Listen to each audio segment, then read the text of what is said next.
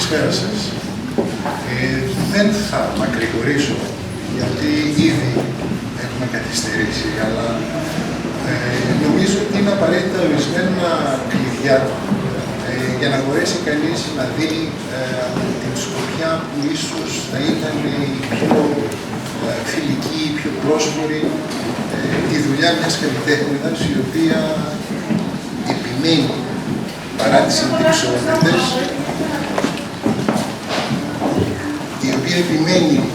παρά τις αντιξιότητες, πολλά χρόνια σε μια περιοχή ιδιαίτερα δύστροπη. Αρχικά την κυρία Σιάμου τη γνώρισα να ζωγραφίζει ένα είδος σχέσεων ανάμεσα στην ίδια και στον απέραντο κόσμο. Αλλά ένας κόσμος ο οποίος όλους μας σκεπάζει και κατά κάποιον τρόπο αποτελεί προβολή, αποτελεί αυτός ο κόσμος μια προβολή διαφόρων μεταφυσικών ή υπερφυσικών παραστάσεων. Ήταν μια τρομερά ενδιαφέρουσα δουλειά που πολύ συχνά εισέβαλε μέσα στη ζωγραφική της η γεωμετρία, ο ορθός λόγος.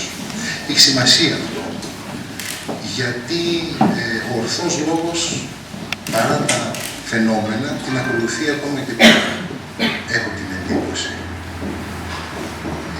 Η κυρία Σιάμου, όταν μετακινήθηκε από τη Θεσσαλονίκη και πήγε σε ένα βουνό το οποίο περιβάλλεται από πολύ μυστήριο, πολλή ιστορία, απίστευτη γοητεία, είναι όλοι οι κόσμοι.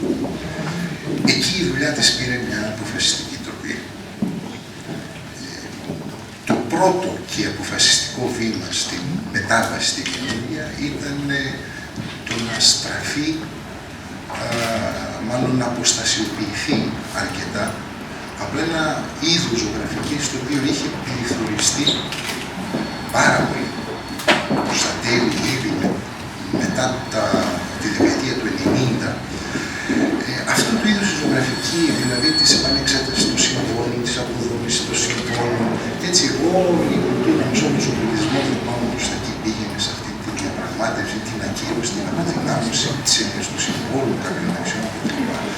Και νομίζω εκεί αρχίζει το πιο ουσιαστικό μέρος της δουλειάς της,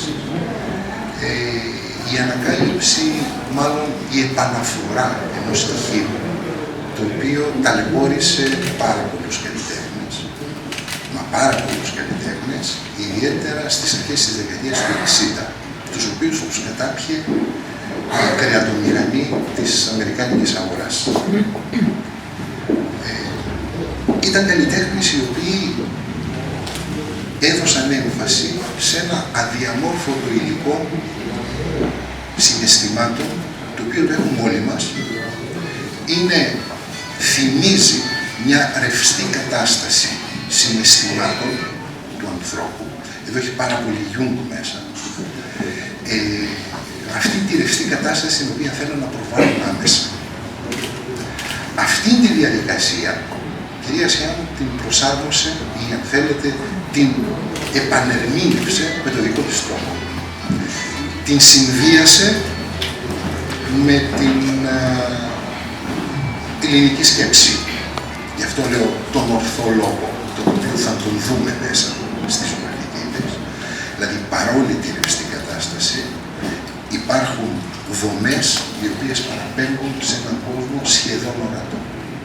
Ένας κόσμος αδιαμόρφωτος, ο οποίος μέσα από αναζήτηση αρχίζει και προβάλλει κάποια οικεία σχήματα. Εδώ πάλι τίθεται μια πολύ ενδιαφέρουσα ερώτηση. Ποιο είναι το έργο? Έχω την αίσθηση ότι το έργο, μόλις τελειώσει με την κυρία Σιάμου, μπήκε η τελευταία του γενιά, η ίδια πλέον είναι αδύναμη μπροστά στον έλεγχο του. Το έργο το διαμορφώνω εγώ, θεατής.